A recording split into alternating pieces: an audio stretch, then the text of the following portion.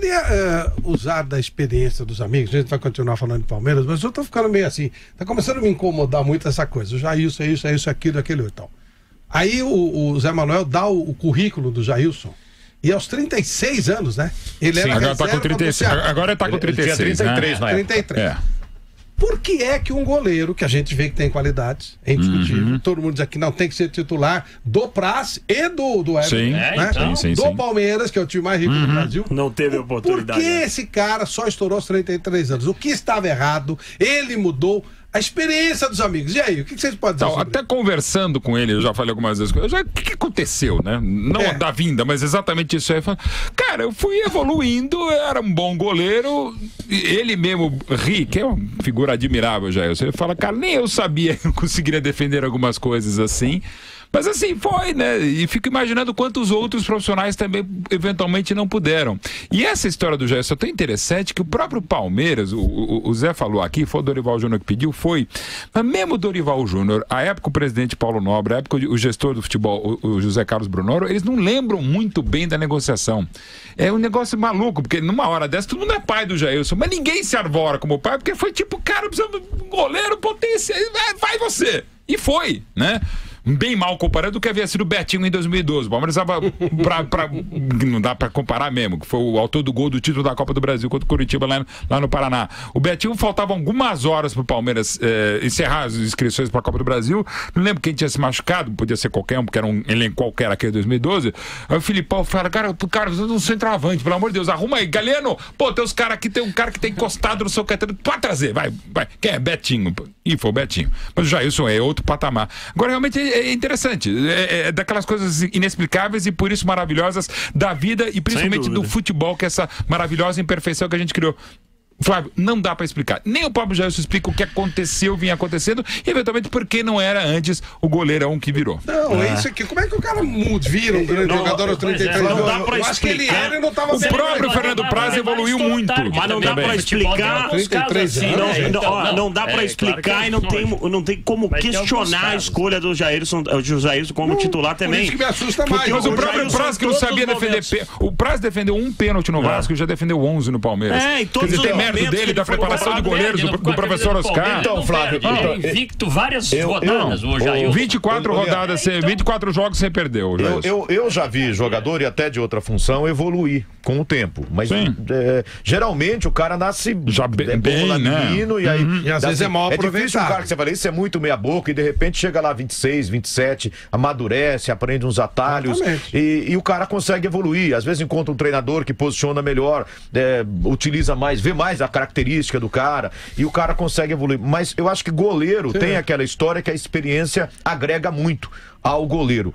E às vezes você trabalhar com um preparador de goleiro diferenciado, isso pode contribuir demais. Então, talvez essas duas coisas. Primeiro, a experiência para goleiro faz muito bem.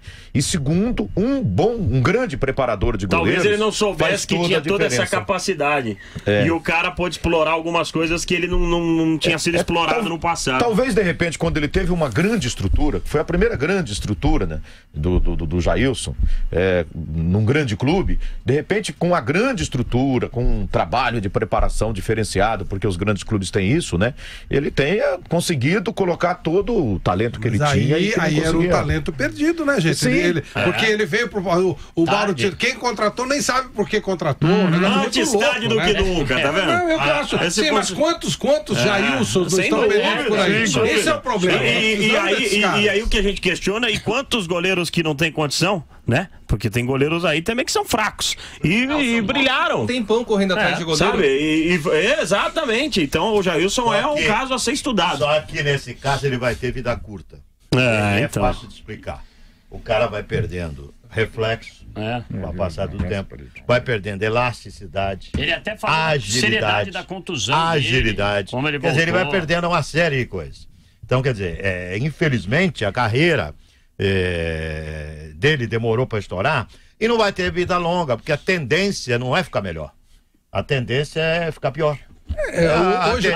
Eu não digo para goleiro. Eu não digo para goleiro, não, mas. O goleiro precisa disso, precisa de elasticidade, rapidez, agilidade, flexibilidade. E à medida que o tempo vai passando, você vai perdendo. Claro. Então, tem que aproveitar enquanto tá durando. Hoje os caras falam assim. Olha lá, Mauro Betti. O garoto. Olha lá, um bom goleiro. Se ele não estourou até os 18 anos. Ele já passou da época pra ser jogador. Não, qualquer jogador. Coisa bizarra. O moleque chega pra ti, pô, queria ser. Fala, Vampeta, aqui todo mundo procura uma. E aí, Vampeta? Pô, quantos anos o menino tem? 18? 20 anos, então é quase. Não dá.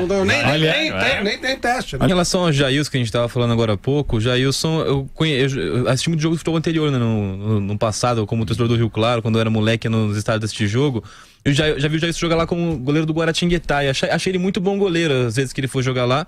E depois, quando apareceu no Palmeiras, chegou o Jailson, eu falei, será que é o mesmo do Guaratinguetá? Acho que não deve ser. Fui ver e era o mesmo, o goleiro do Guaratinguetá. Até estranhei, porque por mais que ele fosse bom goleiro, né, tá aparecendo no Palmeiras, são coisas do futebol. Mas Ô Felipe, você quer ver só um negócio? O Rodrigo Viana, do São Bento, ele foi o goleiro menos vazado na Série D, na Série C. Então, quer dizer, algum potencial o cara também tem. E vem fazendo. É a questão de descobrir o cara. Foi escolhido o melhor goleiro do Campeonato Mineiro. Também, antes de chegar ao São Bento.